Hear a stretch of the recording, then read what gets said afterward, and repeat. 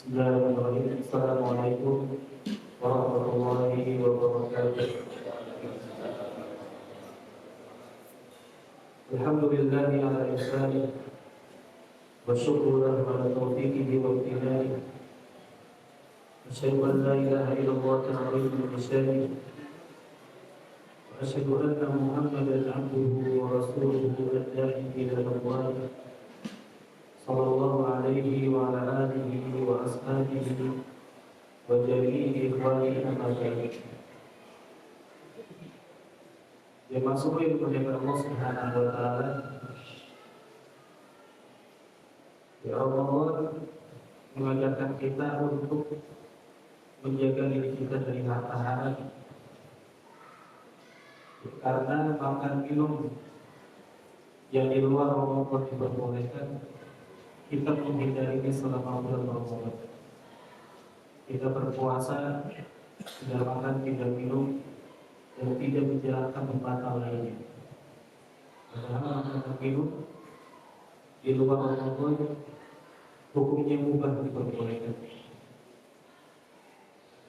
Maka seharusnya mereka yang memahami makna berpuasa di bulan Ramadan,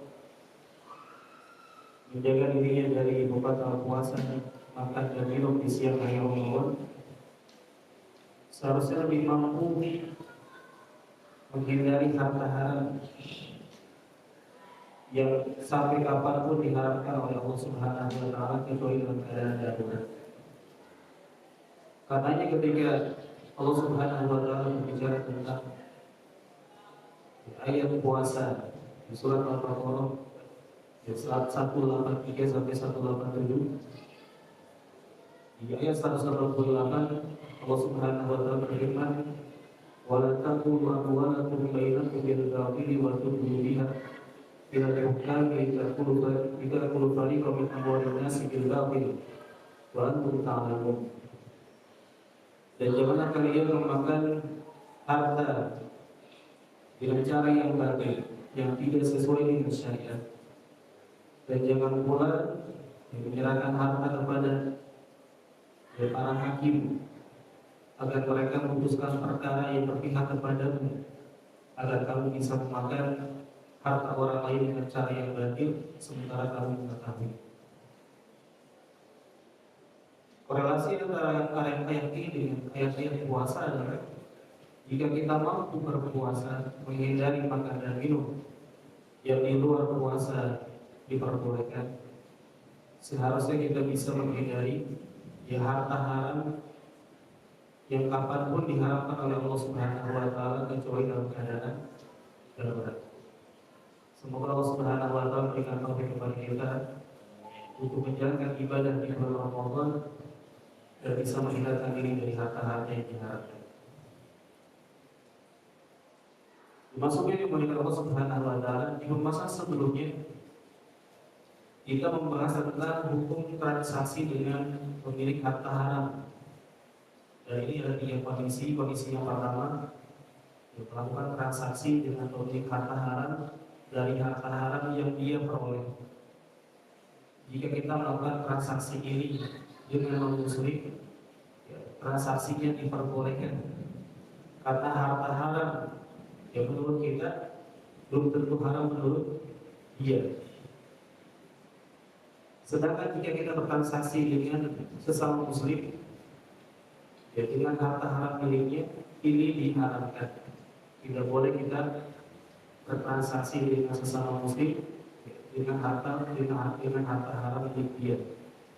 Karena status harta tersebut sama-sama haram, baik menurut kita maupun menurut dia. Kondisi yang kedua, melakukan transaksi dengan pemilik harta haram dari gabungan harta haram dan harta halal, sehingga tidak bisa dipastikan apakah transaksi itu ditunaikan dengan harta halal atau bukan harta haram. Jika transaksi ini dilakukan antara kita dengan non-muslim, transaksinya diperbolehkan. Jika transaksi ini dilakukan dengan sesama muslim, maka ada 4 pendapat di kalangan ulama. Sebagian membolehkan secara mutlak, sebagian membolehkan jika harta halalnya lebih mendominasi daripada harta haramnya. Sebagian mengharamkan secara mutlak dan sebagian menyatakan makruh. Dan kita memilih pendapat yang menyatakan makruh. Artinya harta tersebut harta yang bersifat syubhat, yang tidak jelas halal atau haramnya.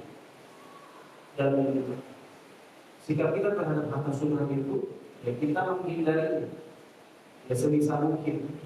Ya, jika pada akhirnya kita melakukan transaksi dengan harta syubhat, ya, maka harta tersebut, ya, kalau transaksi tersebut hukumnya makruh, ya, tidak haram, tapi sebaiknya ditinggalkan. Kemudian kondisi yang ketiga, melakukan transaksi dengan seorang muslim yang keberadaan harta haram dalam keseluruhan harta miliknya masih diragukan. Ini ada beberapa kondisi. Kondisi yang pertama, kita tidak mengetahui kepribadian dia. Maka di kondisi ini kita boleh bertransaksi dengan dia selama kita tahu dia itu muslim.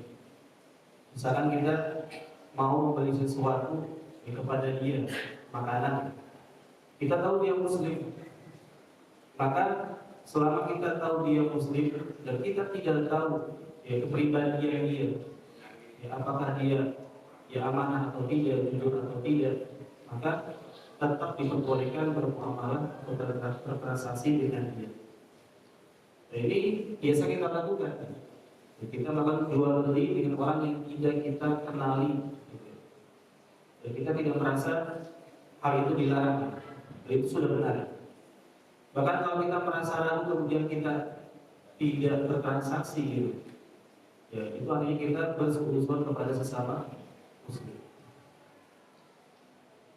Keadaan yang kedua, kalau kita meragukan kepribadian dia, ada indikasi tidak jujur, ya, ada indikasi tidak peduli dengan harta haram, maka di kondisi ini tetap diperbolehkan bertransaksi dengan dia, ya, tapi sebaiknya bertanya dulu sebelum melakukan transaksi dengan dia sebagai bentuk kehati-hatian.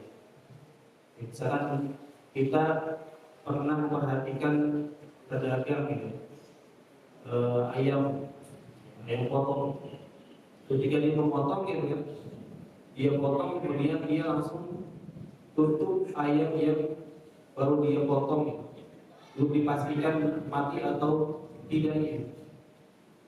Nah, ini bentuk ketidakpedulian dia gitu. Maka di kondisi ini gitu kan, sebaiknya kita bertanya tentang ya apakah ayam tersebut gitu kan mati dengan cara yang wajar gitu, karena sembelihan, atau mati karena ya kekurangan oksigen gitu. Kemudian kalau semakin indikasinya semakin kuat gitu, ya bahwasanya dia tidak jujur, dia tidak peduli dengan harta haram, gitu, ya, maka tidak boleh melakukan transaksi dengan dia. Ya, misalkan kita pergi ke sebuah tempat, ya tempat itu ya banyak non muslimnya, pedagangnya muslim, tapi daerah tersebut banyak dihuni oleh non muslim. Yang mereka menjualan yang makanan olahan dari daging misalnya, ya, seperti siomay, komisi daging gitu. Maka di kondisi ini, ya, indikasi semakin menguat gitu. Bisa jadi yang mereka perjualbelikan itu yang makanan haram yang diperuntukkan bagi non muslim. Maka kita tidak boleh melakukan transaksi dengan dia. Ya, misalkan di daerah Bandung itu ada namanya Cibadak, itu banyak non muslim tinggal di sana. Dan banyak juga pedagang muslim yang menjual ya, makanan dari olahan daging di sana. Maka sikap hati-hati ya, tidak melakukan transaksi di tempat tersebut. Sama halnya kalau kita ke Bali gitu, mayoritas non muslim Hindu, ya kita menghindari makanan sembelihan karena dikhawatirkan ya, hewan sembelihan di sana disembelih oleh ya, selain muslim.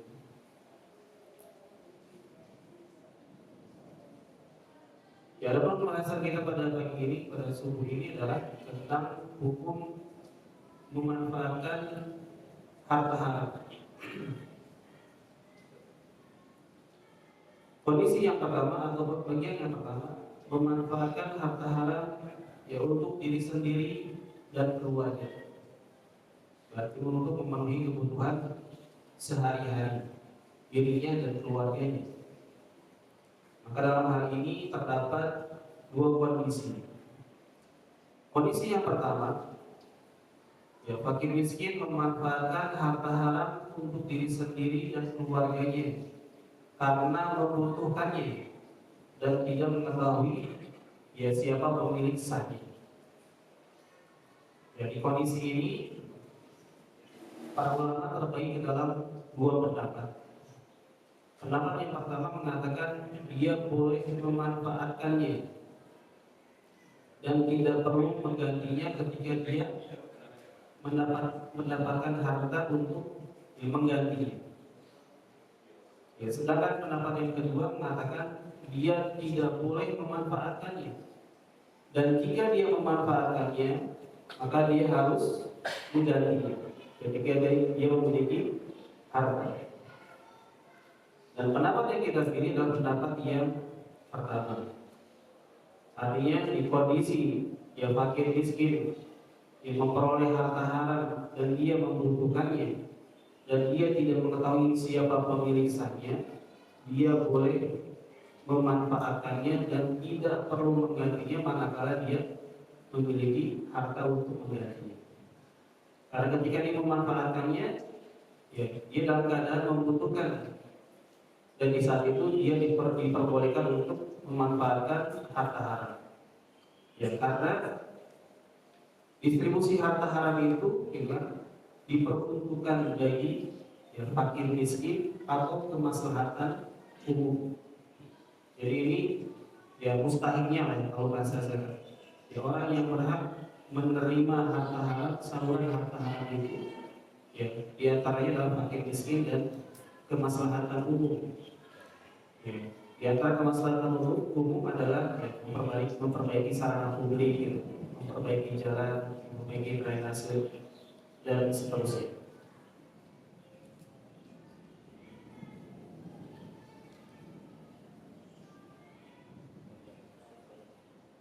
Nanti ada pembahasannya. Bagaimana kalau digunakan untuk renovasi masjid?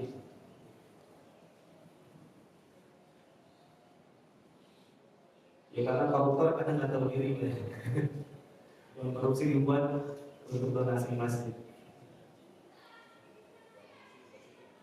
Iya, betul. Money laundering.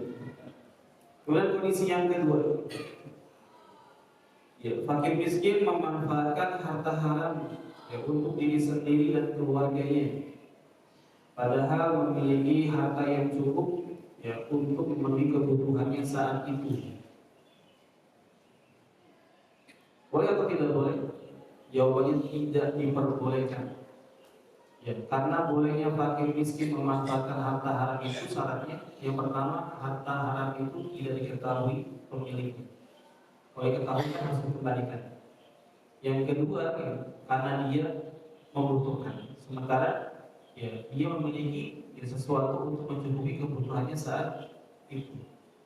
Jadi artinya ketika contoh misalkan ya, pengemis ya, ketika seorang pengemis gitu kan, dia memiliki kebutuhan sehari-harinya sebesar 50.000 dan pada saat itu dia mendapatkan lebih dari itu, gitu. Maka kelebihannya itu bukan miliknya, gitu. Karena dia diperbolehkan pengemis itu untuk memenuhi kebutuhan saat itu. Ya, kelebihannya harus dia sedekahkan kepada fakir miskin yang lain. Iya, karena dia profesi. Jadi tidak diperbolehkan.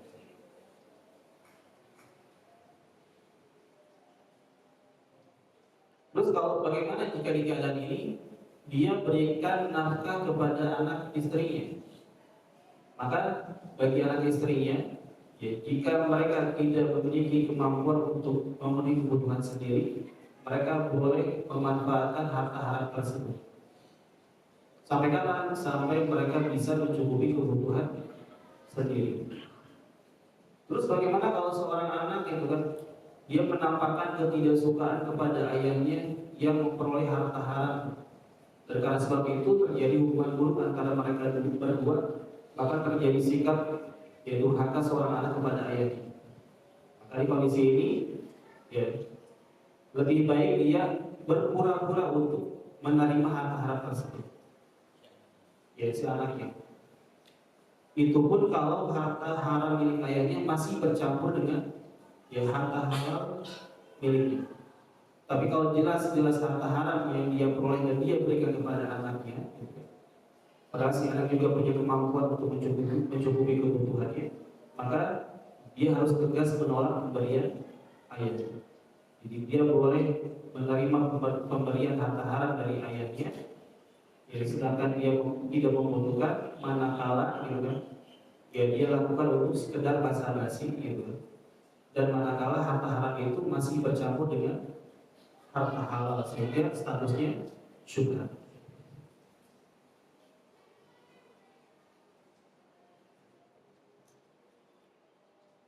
Kemudian pembahasan yang lainnya, ya memanfaatkan harta haram untuk menunaikan haji. Ya, kita punya beberapa menteri haji gitu. Ya, terjerat kasus korupsi haji gitu. Ada yang penyalahgunaan kuota ya, kuota haji tambahan dari pemerintah Arab Saudi 20.000 yang seharusnya ya sekian puluh persen untuk haji reguler, ini malah diperjual belikan. Berarti hartanya tidak halal ya, karena menyalahi aturan. Ada juga menteri sebelumnya yang melakukan hal yang sama, menyalahgunakan kewenangan dia sebagai menteri agama untuk kuota haji. Nah sekarang bagaimana status hajinya orang yang menunaikan haji dengan harta haram, koruptor gitu.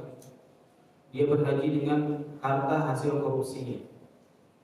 Ya, bahkan sejumlah selebgram ya, ada yang dia DJ, ada yang dia ya, jual aurat ya. Tapi mereka berangkat haji atau umroh gitu kan. Ada yang banyak lah, pokoknya orang-orang yang seleb gitu ya. Ya dia peroleh dari cara yang tidak benar, kemudian dia gunakan untuk haji dan umroh. Bagaimana status haji dan umroh? Dalam hal ini para ulama terbagi ke dalam dua pendapat. Ya, dan perbedaan mereka ini terkait dengan ya, apakah kemampuan finansial seseorang itu menjadi syarat wajib haji atau menjadi syarat sah haji. Ada yang bisa jelaskan apa bedanya syarat sah dan syarat wajib? Kan belajar fikih kan ya? Itu di apa? Di pembahasan fikih itu pasti kita sering bahas tentang syarat sah dan syarat wajib. Syarat wajib puasa, syarat sah puasa. Syarat wajib apa Pak? Rukun-rukun, syarat sama rukun dua hal yang berbeda. Ada bisa jelaskan? Jika kita belajar fikih, rumusannya itu kita akan berkutat dengan penjelasan ya, syarat ibadah itu apa, syarat amal itu apa, rukunnya apa, gitu. Kalau ada sunnah-sunnahnya apa, gitu. Adat-adatnya apa.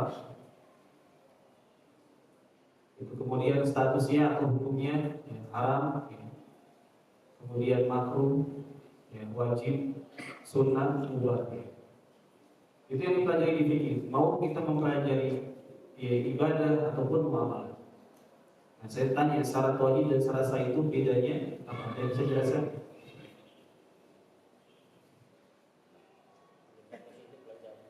Belum sampai. Jadi kalau kita belajar fikih itu konsepnya harus nyampe ke sana. Kalau enggak kita nggak akan bisa menguasai fikih. Jadi syarat sah itu berarti ya sesuatu yang kalau terpenuhi ya, ibadah atau muamalah menjadi sah. Ibadah atau muamalah menjadi sah. Sah itu artinya apa? Enggak, sah itu bukan diterima. Sah itu menggugurkan kewajiban. Artinya tidak perlu diulangi lagi. Tadi kita sholat subuh ya. Sholat subuh yang kita jalankan itu sudah memenuhi ya syarat sahnya, rukun-rukunnya, kewajibannya, maka dinyatakan sholatnya sah. Artinya kita tidak mengulangi ya, sholat subuh yang tadi kita lakukan karena sudah sah. Jadi syarat ketika terpenuhi syaratnya dinyatakan ibadahnya atau muamalahnya sah, artinya tidak perlu diulang. Kalau syarat wajib apa? Ya sama kayak tadi. Kalau terpenuhi ibadah menjadi wajib. Ya ibadah menjadi wajib.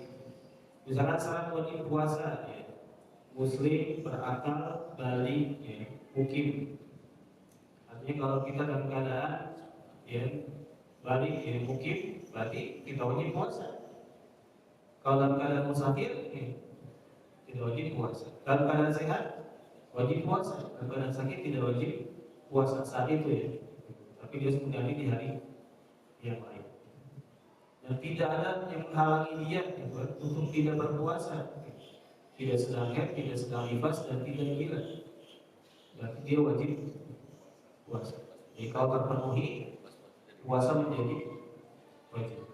Nah, perbedaan ulama tentang status haji atau umroh. Ya, orang yang menunaikan dengan harta haram itu berkaitan dengan apakah ya kemampuan finansial itu menjadi syarat sah ataukah menjadi syarat wajib. Nah, sebelum kita masuk ke pembahasan itu, saya mau ingatkan, sering ada pernyataan ya, orang Islam itu harus kaya biar bisa berhaji, bisa sedekah, bisa beramal. Setuju atau tidak setuju? Setuju. Berarti kalau kaya dosa dong. Kalau kaya dosa berarti, ya kan? Karena tidak memenuhi kewajiban. Padahal kaya itu bukan kewajiban, tapi syarat wajib. Artinya kalau orang itu menjadi kaya, dia wajib zakat, dia wajib haji, dia wajib umroh. Jadi pahami dengan baiknya, kaya itu bukan kewajiban tadi, tapi syarat wajib. Sehingga tidak wajib kaya gitu. Tapi kalau kaya itu kan wajib menjalankan ibadah yang disyaratkan kemampuan finansial. Oke. Nah, kembali ke pembahasan ini. Jadi status haji mereka yang menunaikan haji dengan harta haram ya, terbagi dalam dua pendapat. Pendapat pertama mengatakan bahwasanya hajinya sah, tapi dia berdosa. Pendapat yang kedua mengatakan ya hajinya tidak sah. Artinya pendapat pertama mengatakan bahwasanya kemampuan finansial itu bukan syarat sah, tapi syarat wajib. Ketika seseorang punya harta sekalipun dari harta haram, ya dia wajib menunaikan haji dengan harta tersebut. Tapi kapan dia menunaikan haji dengan harta tersebut? Hajinya tidak diterima. Jadi hajinya sah tapi tidak diterima. Sedangkan pendapat kedua mengatakan bahwasanya ya syarat kemampuan finansial itu merupakan syarat sah. Artinya ketika seseorang menunaikan haji dengan harta haram, ya hajinya tidak sah. Dan pendapat yang kuat adalah pendapat yang menyatakan kemampuan finansial itu syarat wajib bukan syarat sah. Artinya ketika seseorang menunaikan haji atau umroh dengan harta haram, hajinya sah tapi tidak berpahala. Ya, haji yang dia tunaikan merupakan kewajiban. Dia tidak perlu mengulangi haji tahun berikutnya. Tapi ya haji yang ditunaikan dengan harta haram itu tidak akan diterima oleh Allah Subhanahu wa taala. Ya, adapun dalil-dalil yang dikemukakan oleh mereka yang mengatakan bahwasanya berhaji dengan harta haram haji tidak sah. Semisal sabda Nabi sallallahu alaihi wasallam, "Innallaha thayyibun la yaqbalu illa thayyiban." Sesungguhnya Allah Subhanahu wa taala itu baik dan ya, tidak menerima kecuali yang baik-baik saja. Maka hadis ini tidak berkenaan dengan sah atau tidak sahnya ibadah, tapi berkenaan dengan diterima atau tidak diterimanya ibadah. Mana yang lebih spesifik? Sah atau diterima? Diterima. Karena semua ibadah yang diterima pasti sah, tapi tidak semua yang sah diterima.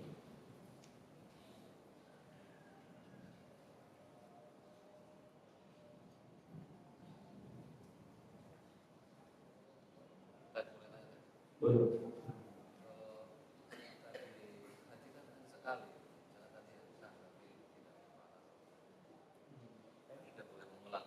Boleh, kalau mengulang boleh. Iya. Kalau segi bolehnya boleh. Gitu.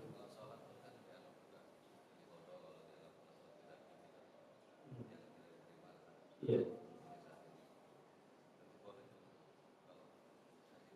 Ya, misalkan haji yang pertama dia tunaikan dengan harta haram. Ya. Berarti kan menurut pendapat yang kita pilih hajinya sah dan tidak perlu pengulangan. Kemudian dia sadar itu kan setelah mendengar kajian ini orang sini berarti, gitu kan. Oh kalau begitu haji saya nggak sah gitu kan. Ya, percuma apa haji saya tidak diterima, ya, percuma gitu kan. Sah tapi tidak diterima. Akhirnya yang dia mampu lagi punya kemampuan gitu kan. Dan dia menunaikan haji dengan harta halal gitu. Biar diterima. Boleh ya boleh. Gitu. Boleh. Dan dengan niat baiknya itu ya mudah-mudahan Allah menerima ibadahnya.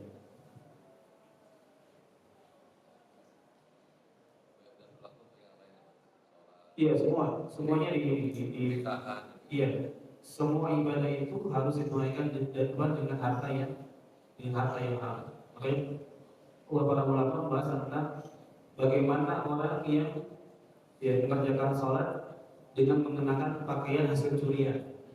Ya, menutup aurat itu syarat apa? Menurut sah, syarat sah gitu kan. Kalau seseorang sholat dalam keadaan tidak menutup aurat, sholatnya tidak sah. Kalau kita berpakaian wajib sholat nggak? Kalau kita berpakaian menutup aurat wajib sholat nggak? Ya enggak, kan kita syarat wajib. Enggak, kalau kita lagi menutup aurat kita dengan pakaian wajib sholat nggak? Kan nggak wajib, kan syarat wajib. Tapi syarat sah.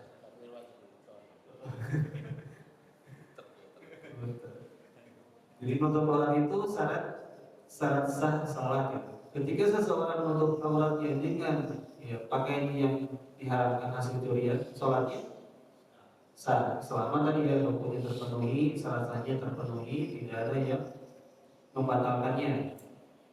Tapi sholatnya belum tentu tidak diterima. Sholatnya tidak akan diterima.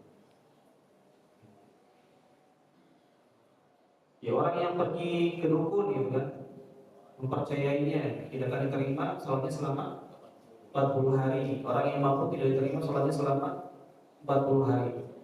Kalau diterima, dia sholat atau tidak sholat? Kalau sholat saya nggak diterima, saya nggak perlu sholat kalau begitu. Benar atau salah? Salah. Karena kewajiban sholat tetap harus dikerjakan. Tapi selama 40 hari yang mengerjakan sholat itu tidak diterima. Sah tapi tidak diterima. Ya gugur. Kewajiban gugur tapi tidak diterima.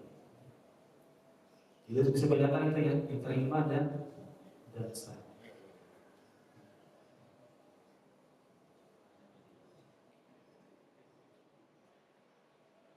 Kemudian pembahasan yang berikutnya, memanfaatkan harta haram untuk membangun masjid atau untuk merenovasi masjid.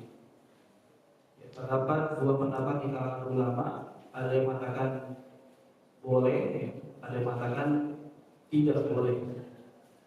Dan pendapat yang kuat adalah pendapat yang mengatakan tidak boleh. Alasannya adalah ketika Allah Subhanahu wa taala berbicara tentang masjid, ya, Allah atribusikan masjid kepada dirinya.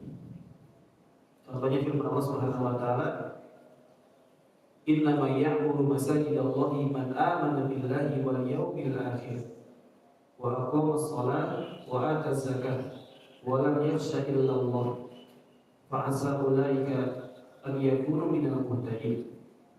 Ya sesungguhnya yang memakmurkan masjid-masjid Allah adalah orang yang beriman kepada Allah, kepada hari akhir, mendirikan sholat, menunaikan zakat, dan hanya takut kepada Allah. Ya, semoga mereka termasuk orang yang mendapatkan hidayah. Ya, perhatikan dalam ayat ini Allah Subhanahu wa taala mengatribusikan yang pasti dengan Allah. Ya Baitullah, ya Masajidullah, Rasulullah, untuk menunjukkan bahwasanya semua yang diatribusikan kepada Allah itu mulia. Semua benda atau semua makhluk yang diatribusikan kepada Allah itu mulia. Ya. Naqat Allah, ya. Untanya Allah, untanya Nabi SAW disebut dengan naqat Allah, unta Allah. Ya, Khalid gelarnya apa? Khalid bin Walid Saifullah, ya, pedang Allah. Pedang Allah tapi meninggalnya di pembaringan, bukan di medan perang. Ya, untuk membuktikan bahwa pedang Allah itu tidak pernah kalah. Jadi semua yang diatribusikan kepada Allah ya, itu menunjukkan kemuliaan. Nah, karena nasib ini dimuliakan oleh Allah Subhanahu wa taala, maka tidak boleh ada harta haram. Karena harta haram itu sebab kehinaan, sebab siksaan. Ya, sehingga tidak boleh menggunakan harta haram untuk membangun atau merenovasi masjid. Ya kalau nggak tahu tadi, ya, tidak apa-apa gitu. Kalau tidak tahu sumbernya ya tidak apa-apa. Alasan yang kedua, ya karena di masa Nabi masih muda, ya para pimpinan Quraisy itu berencana untuk merenovasi masjid. Dan salah satu paman Nabi dan pihak ibunya yang bernama ya Abu Wahab A'id bin Imran bin Makhzum itu menasihati para pembesar Quraisy dengan mengatakan, ya ma'syar Quraisy, ya la tudkhilu fi binaiha min kasbikum illa thayyiban, la tudkhilu fiha lahwa bakin wala bai'a riba wala madlamati ahadin minan nas. Wahai ya para pembesar Quraisy, janganlah kalian ya memasukkan dalam pembangunan Ka'bah sesuatu dari harta kalian kecuali yang baik. Jadi mereka ketika merenovasi Ka'bah, mereka tidak mau ya ada harta haram yang mereka gunakan untuk merenovasi Ka'bah. Ya padahal mereka marak di mereka itu ya transaksi haram, ya semisal pelacuran, jual beli minuman keras, transaksi dengan cara riba. Tapi ketika mereka berencana merenovasi Ka'bah, mereka tidak mau menggunakan harta haram untuk merenovasi Ka'bah. Jika mereka saja di masa jahiliyah tidak mau menggunakan harta haram untuk renovasi Ka'bah, seharusnya ya, kaum muslimin lebih berhati-hati dalam menggunakan harta haram untuk merenovasi masjid. Nanti diketahui sama Abu Jahal. Abu Jahal aja tidak mau menggunakan harta haram untuk merenovasi Ka'bah. Masa kaum muslimin mau merenovasi masjid dengan harta haram?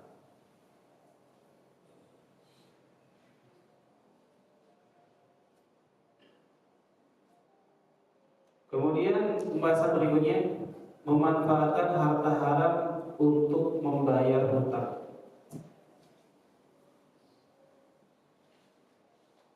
Ya, dalam hal ini para ulama terbagi ke dalam 4 pendapat. Ya, pendapat yang pertama, pendapat Muhammad bin Hasan Asy-Syaibani, murid dari Abu Hanifah. Beliau mengatakan, boleh memanfaatkan harta haram untuk membayar hutang jika diputuskan pengadilan. Ya, tapi kalau berdasarkan kesadaran pribadi atau spirit agama, tidak boleh membayar hutang dengan harta haram. Jadi beliau membedakan antara dua hal, membayar hutang karena diputuskan oleh pengadilan, dan membayar hutang karena kesadaran diri sendiri atau spirit agama. Membayar hutang karena putusan pengadilan itu diperbolehkan karena artinya hakim memaksa dia untuk segera melunasi hutangnya sekalipun dengan harta haram. Ya, adapun membayar hutang atas kesadaran sendiri atau spirit agama dengan harta haram ini tidak diperbolehkan menurut pendapat pertama, karena membayar hutang dengan spirit agama itu ibadah, sedangkan menggunakan harta haram itu berdosa. Sehingga tidak ya terjadi pertentangan antara dua niat ini. Ini pendapat yang pertama. Pendapat yang kedua, ya boleh memanfaatkan harta haram untuk membayar utang jika harta halal lebih mendominasi. Ini syaratnya apa tadi? Syaratnya harta halal itu lebih dominan daripada harta haramnya. Pendapat yang ketiga, haram memanfaatkan harta haram ya untuk membayar utang secara mutlak. Ini nggak boleh secara mutlak. Pendapat yang keempat, ya, haram bagi kreditur menerima pembayaran utang ya dari debitur jika dia mengetahui bahwa pembayaran itu berasal dari harta haram. Jadi pendapat yang keempat ini membedakan antara ya mengetahui atau tidak mengetahui. Jika dia mengetahui sumber harta ya si debitur dan ternyata berasal dari harta haram, maka si kreditur tidak boleh menerimanya sebagai pembayaran. Dan pendapat yang kita pilih ya kita rinci.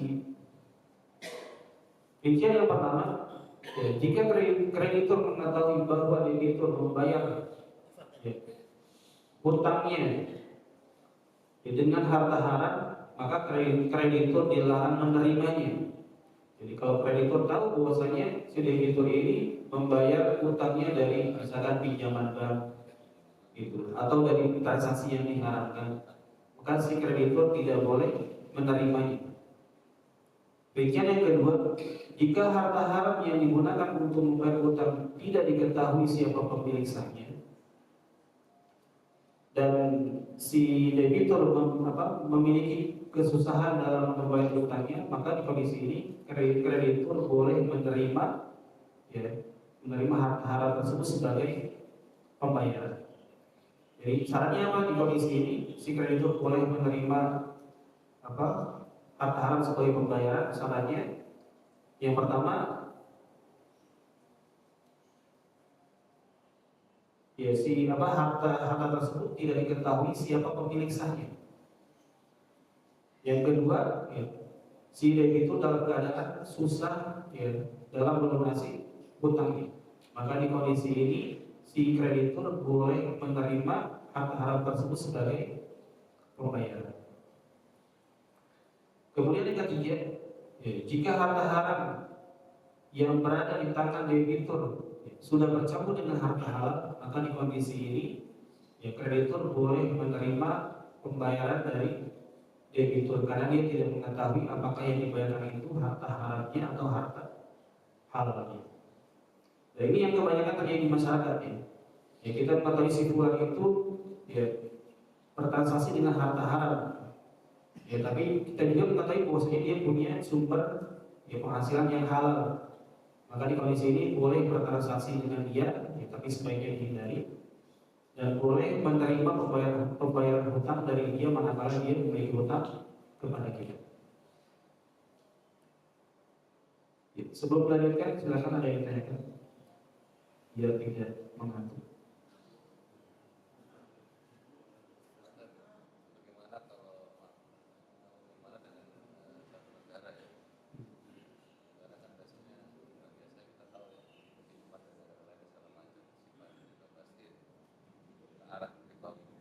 Iya. Dan itu dimanfaatkan juga untuk rakyat dan bangsa. Bahkan pengurangan juga. Ya, kalau kita melihat struktur APBN kita, ya, sebagiannya itu diperoleh dari pajak, ya. Kemudian non pajak ada migas, non migas, kemudian dari ya utang atau pinjaman luar negeri. Artinya pencampur pada APBN kita itu harta halal dan harta haram. Berarti syubhat ya. Dan berinteraksi dengan mereka yang memiliki harta syubhat itu hukumnya makruh. Kalau terjadi transaksinya dinyatakan sah. Ya artinya ketika pemerintah kita menggunakan APBN dari berbagai macam sumber yang sebagiannya halal, sebagiannya haram, ya, dan kita memperoleh manfaat darinya, maka hukumnya ya, kita boleh menerima manfaat tersebut dan transaksi antara kita dengan pemerintah atau kebijakan yang mereka jalankan kepada kita, itu kita boleh memanfaatkannya dan boleh menerima.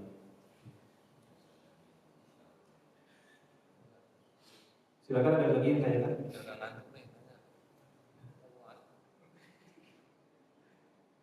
Apa ya tanya Pak? Itu. Maaf. Ya, silakan Pak. Biar nggak ngantuk Pak.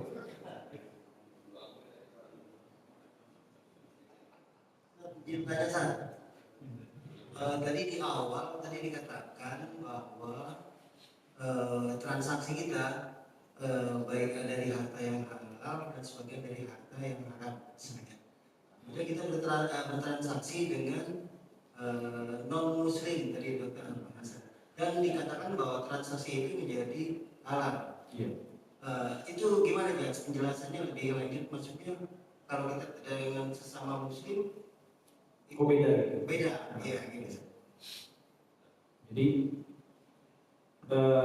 tentang transaksi ya, harta haram sekalipun ya, kita melakukan transaksi harta haram dengan dua orang, satunya non muslim, satunya muslim.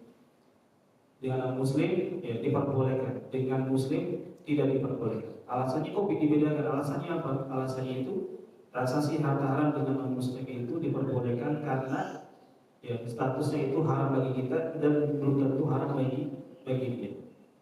Ya, kita mengharamkan banyak transaksi di antaranya riba. Sementara non muslim tidak mengharamkannya.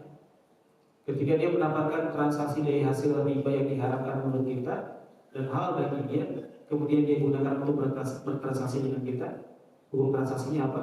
Diperbolehkan. Ya, karena haram bagi kita belum tentu haram bagi dia. Ya, sedangkan harta haram yang kita gunakan transaksi antara sesama muslim ini diharamkan karena status hartanya sama, gitu kan? Bagi kita haram dan bagi dia pun diharamkan. Ya dulu sebelum diharamkannya riba, gitu kan? Ya, Nabi dan para sahabatnya bertransaksi dengan bebas dengan non muslim, dengan orang kafir, dengan orang Yahudi atau ya, pemeluk agama lain. Ya sampai akhirnya ketika diharapkan riba, gitu kan, maka transaksi tersebut ya, yang masih berlangsung dibatalkan. Yang sudah terjadi ya sudah gitu, tidak dibatalkan. Ya, makanya jelas dari Allah Subhanahu wa taala, "Faman ja'ahu mau'izatun min rabbih fantaha falahu ma salafa wa amruhu ila Allah." Ya siapa saja yang datang kepadanya peringatan ya, tentang dalam konteks ini tentang riba. Dan siapapun yang datang kepadanya peringatan tentang haramnya riba, kemudian dia berhenti, maka baginya transaksi yang sudah terjadi. Jadi tidak boleh dibatalkan. Ya, adapun yang sedang terjadi batalkan karena sudah tahu haramnya. Gitu. Fantaha falahu masalah, dan baginya apa yang sudah terjadi. Jadi hasil dari transaksi yang diharapkan ya sudah gitu. Ketika belum diharapkan itu sudah jadi sah. Dan statusnya apa? Halal. Statusnya halal. Wa amruhu ila Allah, dan perkaranya kembali kepada Allah. Apakah itu menjadi dosa ataukah tidak? Gitu. Tapi yang jelas tidak menjadi haram. Transaksi yang sudah terjadi sebelum diharamkannya, gitu, statusnya halal. Demikian juga dengan non muslim. Ketika dia melakukan transaksi yang haram menurut kita dan menurut agama dia diperbolehkan, statusnya halal. Tapi ketika dia masuk Islam, gitu, transaksi yang masih berjalan itu harus dihentikan.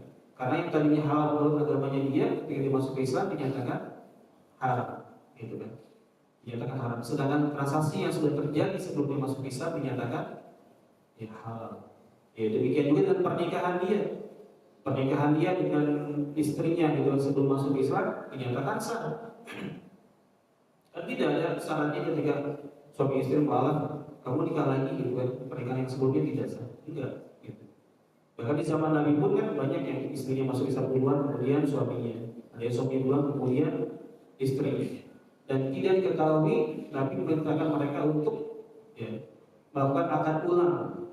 Itu artinya pernikahan mereka yang sebelum masuk Islam dinyatakan sah. Nah, cuma yang jadi masalah dalam pernikahan nantinya ketika salah satunya masuk Islam yang lainnya tidak, gitu kan? Status pernikahannya gimana nih? Gitu? Bisa atau tidak bisa? Gitu. Sebagian mengatakan bisa, gitu. Sebagian mengatakan ya tergantung, gitu kan? Kalau pasangannya belum masuk Islam ternyata masuk Islam, maka pernikahannya dilanjutkan. Gitu. Tapi kalau tidak, gitu kan? Tapi ini pun belum ada batas waktunya, ya, berarti status pernikahannya menggantung. Ya. menurut pendapat yang kedua ya, menggantung artinya mereka masih suami istri tapi tidak boleh melakukan hubungan suami istri sampai akhirnya salah satu pasangan yang masuk Islam mengikuti pasangannya yang sudah masuk Islam. Oh, Islam. Yang lainnya silakan. Ya, betul.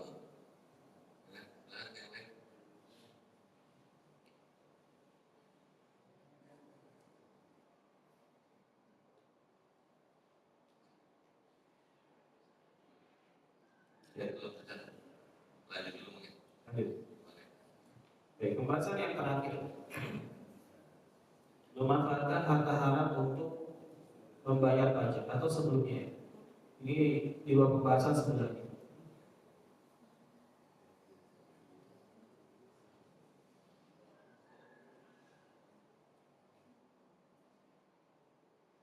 Oh ya, pembahasan yang kelima.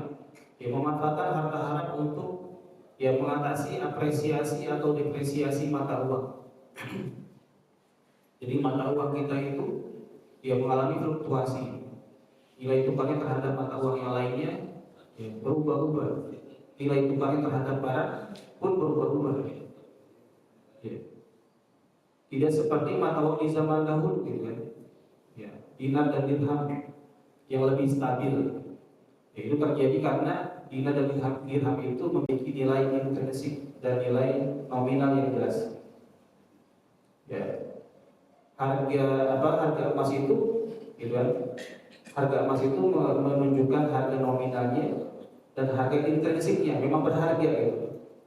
Sedangkan uang kertas itu atau fiat money yang tertera 100.000 gitu, tapi nilai intrinsiknya, nilai modal yang mencetak uang kertas itu tidak sampai 100.000 gitu kan. Uang yang mau yang 1.000 sampai 100.000 modalnya kan sama kertas itu, cuman cara mencetaknya atau bahannya sama atau cara ukurannya beda gitu kan, atau cara mencetaknya yang berbeda. Tapi yang jelas modalnya itu tidak menggambarkan nominalnya. Ya walhasil gitu kan, terjadi fluktuasi ya pada uang kertas yang kita gunakan sebagai alat transaksi. Nah, pertanyaan atau permasalahan masalah ini, apakah boleh harta haram itu digunakan untuk mengatasi depresiasi mata uang? Misalkan gambarannya kita menabung di bank, gitu. Total tabungannya 50 juta, gitu. Tapi beberapa tahun kemudian terjadi inflasi, yang mana nilai 50 juta itu, gitu kan, kalau kita bandingkan dengan 10 tahun sebelumnya, itu mungkin kisarannya itu cuma yang 40 juta di masa dulu, gitu kan, itu ternyata 50 juta di masa 10 tahun berikutnya. Nah, bolehkah gitu kan selisihnya itu ditambah dengan hasil riba, dengan bunga? Nah, dalam hal ini ya, kesimpulannya adalah tidak diperbolehkan mengatasi inflasi dengan bunga. Jadi selisih nilai mata uang ya 10 tahun yang lalu dengan tahun ini misalnya, itu tidak boleh diatasi dengan bunga atau dengan hasil riba. Kenapa tidak boleh? Ya karena harta haram itu diperuntukannya hanya untuk fakir miskin, kemudian maslahat umum, ya atau pembayaran hutang. Itu aja tiga. Selebihnya tidak boleh digunakan untuk ya, hal lainnya, termasuk untuk mengatasi depresiasi mata uang. Nah sekarang kalau kita melakukan transaksi utang piutang ya, dengan pihak lain, kemudian terjadi perubahan nilai mata uang. Ya, misalkan sebelum Krismon itu kan rupiah berapa? 2.500. $1 itu 2.500 rupiah sebelum Krismon. Kemudian ketika terjadi Krismon ya, mencapai 15.000 ya. Ya, terjadi inflasi sekitar sebelum moneter 10% inflasinya. Setelah moneter inflasinya 77%. Ya kan luar biasa kenaikan harga-harga di masa itu. Nah, sekarang kasusnya misalkan seseorang melakukan utang piutang sebelum moneter. misalnya 1 juta. Kemudian ya terjadi moneter. Nilai 1 juta sebelum moneter jauh berbeda dengan nilai 1 juta setelah moneter. Nah, terus bagaimana menyelesaikan hutang piutang ini? Kalau dia bayarkan 1 juta ya, setelah terjadi moneter, maka si kreditur yang meminjamkan merasa rugi gitu kan. Karena saat dia pinjamkan 1 juta sebelum moneter itu sangat berharga. Ketika dia menerima pengembalian ya, dari orang yang meminjam, ternyata 1 juta itu tidak berarti apa-apa gitu. Terus bagaimana penyelesaiannya? Maka dalam hal ini gitu kan, atau para ulama dalam masalah ini merumuskan bahwasanya pada dasarnya ketika terjadi hutang piutang maka harus dikembalikan dengan yang semisalnya. Dipinjam 1 juta dikembalikan 1 juta tanpa melihat fluktuasi ya, nilai mata uang atau tanpa melihat ya, inflasi di masa itu, kecuali kalau inflasinya itu ekstrim, maka itu kan ya disesuaikan dengan keadaan saat dia menunaikan ya utangnya. Jadi nilai 1 juta yang dia pinjam sebelum moneter harus dikembalikan ya, setelah moneter dengan nilai yang sama. Ya. Berarti nominalnya lebih tinggi. Gitu. Ya, misalkan 1 juta sebelum moneter itu setara dengan misalkan kalau tadi 77% ya inflasinya setelah moneter dan 10% sebelum moneter, berarti kan 7 kalinya. Berarti 1 juta sebelum moneter harus dikembalikan 7 juta setelah moneter. Paham ya? Ya, ini tentunya itu kan berdasarkan kesepakatan atau keputusan pengadilan. Artinya kreditur sudah nolong orang itu kan jangan sampai rugi gitu. Jangan sampai rugi. Ya, jadi bisa acuannya itu inflasi, bisa acuannya itu emas gitu. Ya, emas sebelum moneter harganya berapa gitu. Misalkan 1 juta itu menjadi 1 gram atau misalkan jadi 5 gram emas misalnya. 1 juta itu misalkan sebelum moneter nilainya 5 gram emas. Maka ketika dia kembalikan setelah moneter gitu kan, ya harus senilai dengan 5 gram emas yang tentunya kalau diuangkan lebih besar. Gitu. Paham ya? Ya, atau ditangkap dengan kebutuhan pokok. Dikonversi dulu gitu kan, kemudian dinilai dengan harga pada saat ya, menunaikan utang piutang. Tapi tadi skemanya itu berdasarkan putusan pengadilan atau kesepakatan bersama. Kenapa?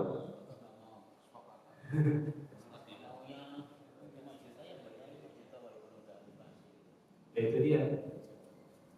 Tadi kan skemanya cuma 2 tadi ya, pengadilan atau ya, kalau kesepakatan. Ya, kalau tadi kesepakatan ya pengadilan.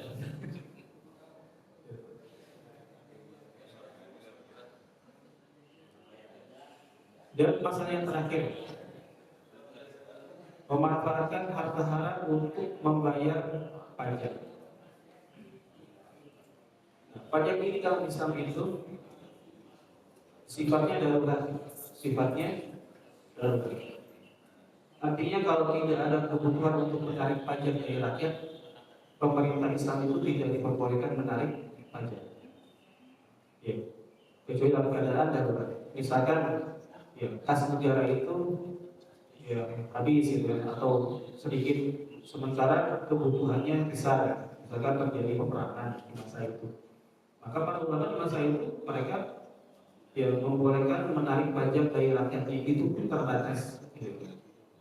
Ya ditarik pajak itu orang-orang yang mampu saja, dan itu pun tidak terus menerus. Ini konsep pajak dalam Islam ya, konsep yang sangat adil. Ya, sementara konsep pajak di negara kita itu semua orang kena pajak. Ada PPN, ada PPH gitu, ada PBB gitu, dan jenis pajak lainnya. Gitu. Dan PPN juga diperluas lagi kan ya. Masalahnya jadi PPN gitu.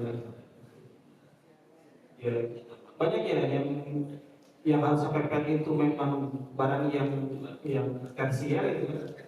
Ya, akhirnya banyak barang yang sekunder untuk primer dinyatakan terkena PPN agar pemerintah bisa menarik pajak sebesar-besarnya dari rakyat.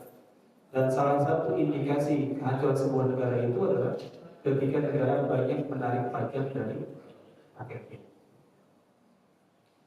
Di Arab Saudi gitu kan, kalau yang pernah umroh ya, PPN itu sampai 15%. Ya, selama beberapa itu tahun lalu ya 2024. Selama beberapa bulan gitu, ketika sumber penerimaan mereka makin banyak, harga minyak makin bagus gitu kan, pemasukan devisa negara makin banyak, PPN-nya diturunkan jadi 11%. Kita nggak pernah kejadian Pak. Ya, yang ada yang naik 10% jadi 11%. Pernah ada wacana 12%. Iya, betul. Nah, sekarang pertanyaannya boleh nggak gitu membayar pajak dengan harta haram? Ya, sebagai mengatakan, ya apa salahnya gitu kan? Ya harta haram kan harta yang tidak baik, pajak juga ya, tidak baik karena mengandung kezaliman gitu. Ya udah tunaikan saja pajaknya dengan harta haram. Nah, ternyata pemikiran ini tidak tepat gitu kan? Kenapa tidak tepat? Karena ya harta haram itu alokasinya apa? Alokasinya makin miskin, kemaslahatan umum, ya utang. Nah, sementara pajak itu gitu kan? Ya kalau pemerintah kita memang tepat dalam menggunakan alokasi pajak, maka boleh kita menaikkan pajak dari harta haram karena alokasinya sesuai tadi kan, bisa untuk fakir miskin, ya, bisa untuk kemaslahatan umum, bisa untuk bayar pajak. Tapi kalau ternyata banyak kebocoran gitu kan, pemerintah kita tidak bisa mengolah pajak dengan baik, maka tidak boleh ya membayar pajak dengan harta haram. Bahkan para sebagian ulama menyarankan untuk menghindari pajak. Sebagian ulama ya untuk menghindari pajak. Kalau bisa menghindari pajak, hindari pajak. Gitu. Sebagian ulama mengatakan demikian karena ya pajak itu merupakan unsur kezaliman gitu kan. Ya, dan harta yang dihasilkan tidak diberkahi, maka sebaiknya dihindari. Tapi kalau tidak bisa kemudian terpaksa membayar pajak gitu kan, maka kita yang membayarkan tidak berdosa. Pemerintah yang menerima dan mengelolanya berdosa. Makanya kajian seperti ini tidak ada di perpanjangan ya. Terus kalau kerja sebagai konsultan pajak boleh nggak? Kerja sebagai konsultan pajak boleh? Boleh, justru dia berjasa ya. Yang tadinya pajaknya harusnya 10 miliar gitu, jadi berkurang. Boleh. Dan konsultan pajak itu kan begitu kerjaannya itu. Ya, dia mencari celah hukum itu kan biar pajak yang dibayarkan itu ya tidak sebesar ya perhitungan pajak yang semestinya. Lagi ramai pajak kendaraan kira-kira gimana tadi? Sekali boleh itu bayar pajak kendaraan. Itu masih isu Pak? Masih isu kan? Udah Jawa Tengah itu ada boykot.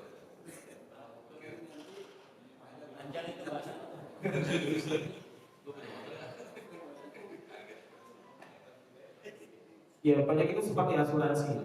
Sekalipun kita melakukan asuransi, tapi kalau sudah menjadi sistem gitu, kita tidak bisa menghindarinya, maka kita boleh ya, lakukan atau membayar premi asuransi. Demikian juga dengan pajak.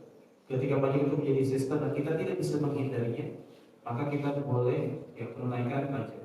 Baik kita diperbolehkan, bagi yang menerimanya tidak diperbolehkan.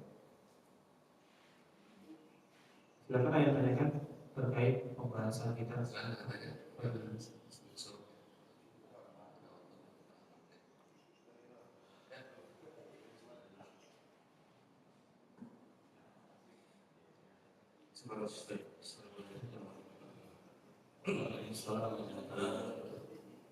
dengan harta haram tadi, bolehkah kita membeli barang lewat sitaan? Yang pertama, karena sitaan itu bisa saja berasal dari bank ya, bank terutama bank kita ada orang akan bayar cicilannya itu kan disita biasanya untuk dijual kembali. Terus yang kedua ada juga barang sitaan yang berasal dari hasil korupsi tadi.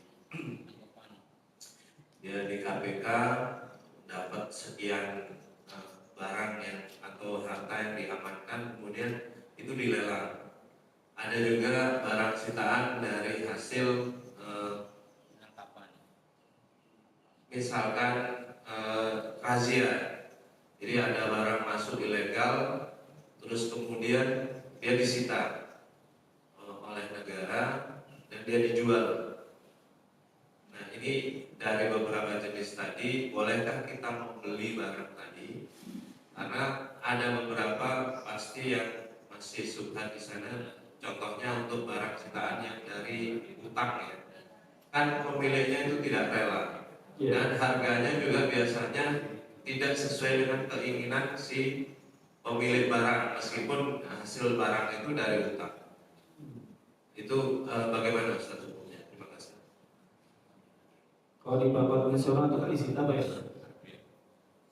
Kalau disita berarti kan milik bank. Di bank konvensional gimana Pak? Pemahaman. Jadi kalau di sebenarnya itu kan barang jaminan. Iya. Ada beberapa barang yang memang dijaminkan di bank. Kalau memang itu bukan disita karena dijaminkan, dia dijual sama seperti gadai. Iya. Tapi kalau misalkan di jalan orang naik motor kemudian ditangkap itu karena dia nggak bayar, itulah yang dimaksud disita tadi. Kalau kan dia nggak dijaminkan ya.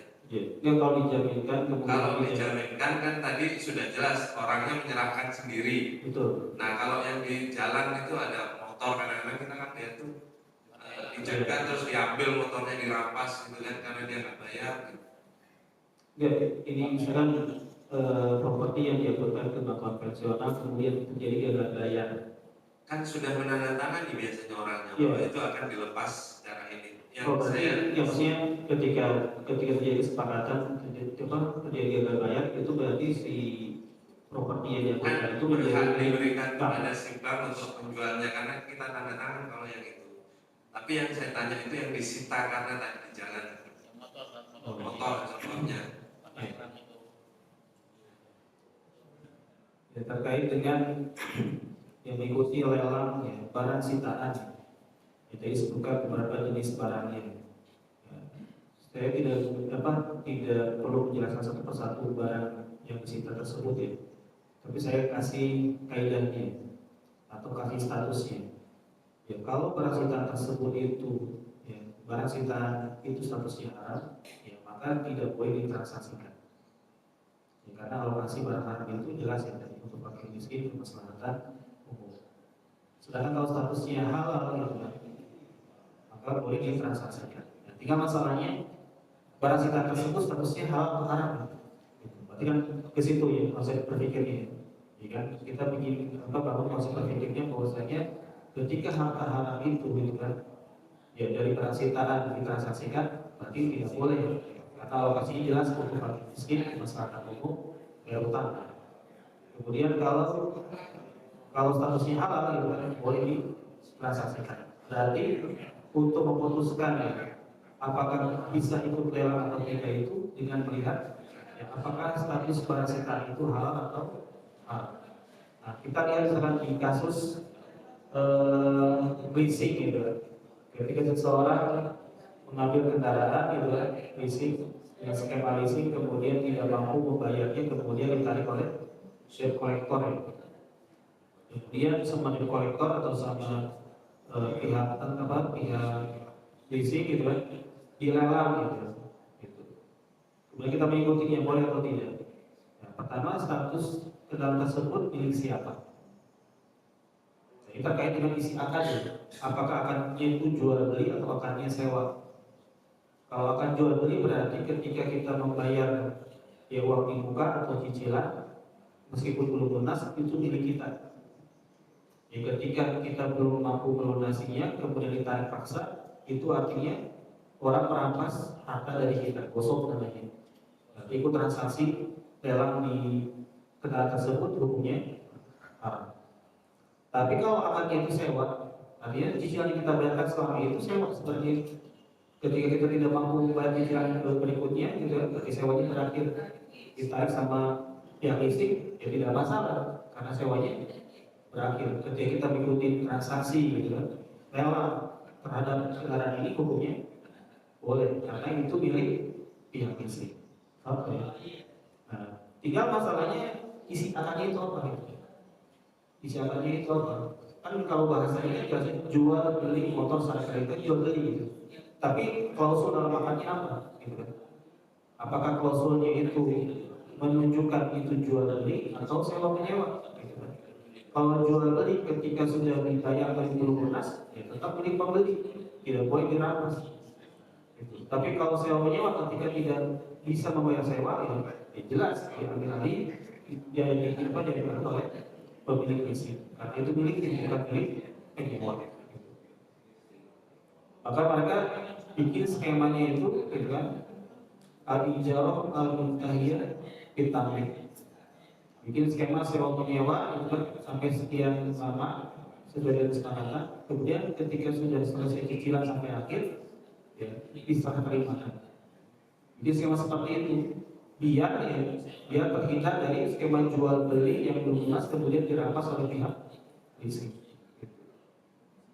Bikin skema seperti itu. Tapi skema ini diperbolehkan manakala terpisahkan.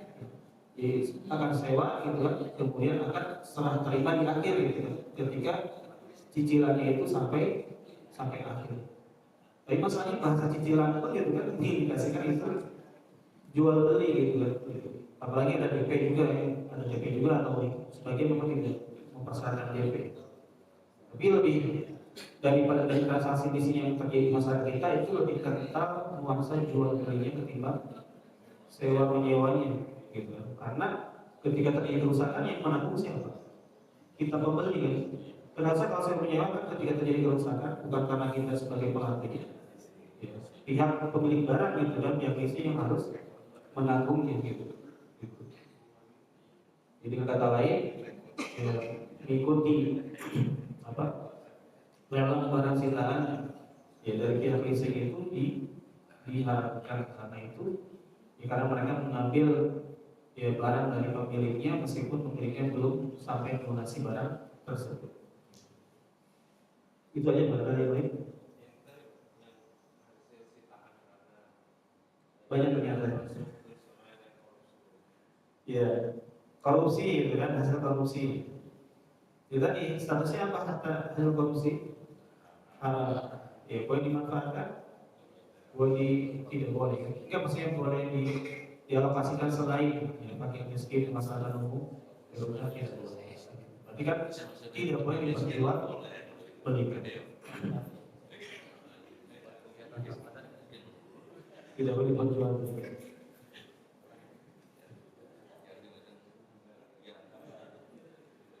Ya artinya kalau negara yang mengatasinya ya, dia menggunakan atau dia menggunakan ya, sitaan hasil korupsi itu untuk kemaslahatan masyarakat. Jadi bukan negara memperjualbelikan ya, harta korupsi tersebut ya, atau ditransaksikan dengan pihak lain.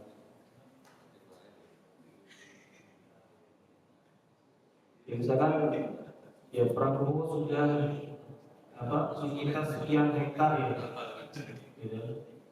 Perkebunan yang ilegal.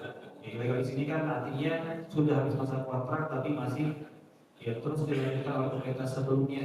Bersama Prabowo dihentikan akad tersebut ya, atau perjanjian tersebut karena menyalahi aturan. Ya maka ya tinggal mengurusinya saja, tinggal pengolahannya, kemudian hasilnya dimanfaatkan untuk kemakmuran